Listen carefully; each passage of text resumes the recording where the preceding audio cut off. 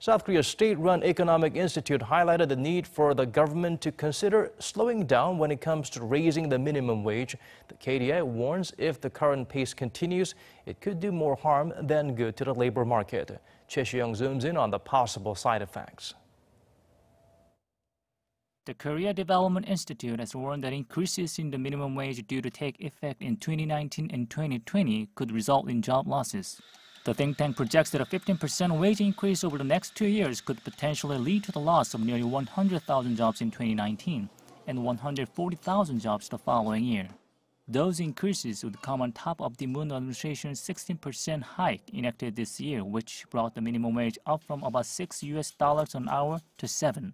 The institute highlighted similar difficulties in France, which stopped raising its minimum wage in 2005 once it had reached 60% of the median wage, because it made it harder for low-wage earners to find employment.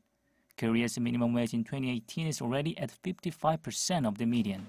The report conceded that its estimates are based on the case of Hungary, where the wages were increased by 60% between 2000 and 2004. It also said it did not factor in government support for small businesses, which are usually hit hardest by higher minimum wages.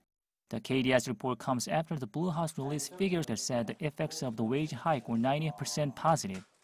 However, the top office has come under fire for having made that calculation based on individual income rather than household income, and for excluding figures for the unemployed and self-employed.